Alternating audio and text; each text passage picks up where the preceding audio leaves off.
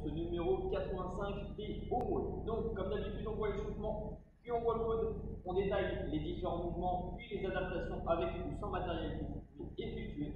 Et ensuite, comme d'habitude, c'est à votre tour de jouer et à frotter sur ce WOD. Donc, on va commencer ici par un échauffement. L'objectif de l'échauffement va être de bouger pendant 5 minutes, d'accord, proprement, ok. C'est une sorte d'AMRAP, vous allez faire le plus de tours possible en bougeant propre et en augmentant progressivement l'intensité, d'accord. Objectif, histoire de réchauffer un petit peu au niveau musculaire et activer un petit peu le palpitant. Donc, vous allez bouger sur 5 minutes, tranquillement. Ici, 20 mountain climber, ok. Donc, une répétition, c'est un genou qui se rapproche de la poitrine. Je vais vous faire la démonstration du mouvement tout à l'heure. Vous enchaînerez ensuite avec 5 air squat, 5 end release push-up, on décolle les mains quand la poitrine est au sol, et enfin 5 sauts à la corde, ou 20 sauts à la corde, ou 20 jumping jacks, d'accord. Ça, le plus de fois possible, pendant 5 minutes, en bougeant sur un rythme tranquille. Le WOD, AMRAP de 12 minutes, là par contre, il va falloir y aller un peu plus fort. AMRAP de 12 minutes, le plus de tours possible. 100 mètres de course à pied ou 60 double under ou 60 sauts à la corde ou jumping jack, d'accord. Une fois que vous avez fait ça, 2 goblet squat, 2 push press. 100 mètres de course à pied, 4 goblet squat, 4 push press. 100 mètres de course à pied, 6, 100 mètres de course à pied, 8, etc., etc. Le plus de fois possible pendant 12 minutes. Maintenant, on voit les différents mouvements et les adaptations avec ou sans matériel.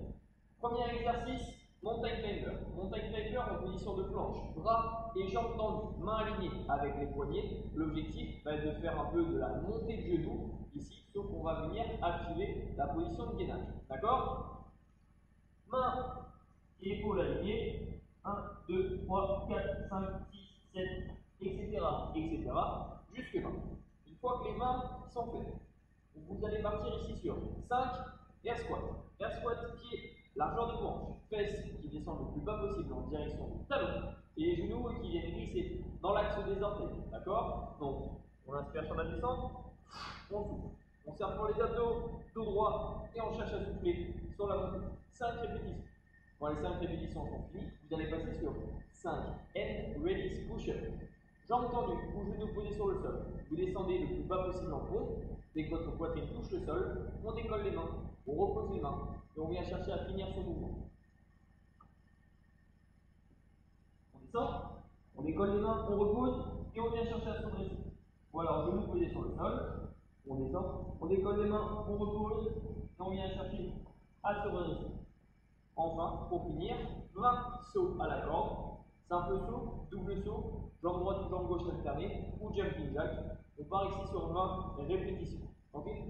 Et ça, sur un rythme régulier, pendant 5 minutes.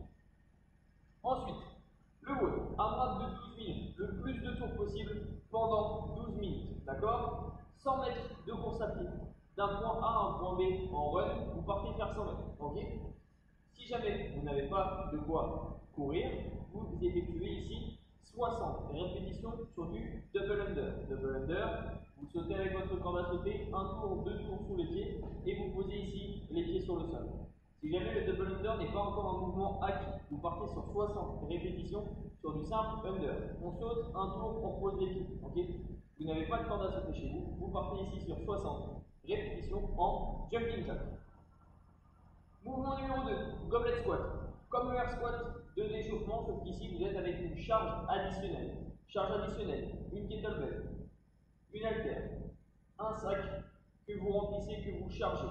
Un objet, peu importe que vous avez un peu lourd, d'accord, qui pèse un peu de poids, chez vous. Ok, je ne sais pas, une poubelle, un bidon de lessive, peu importe, d'accord.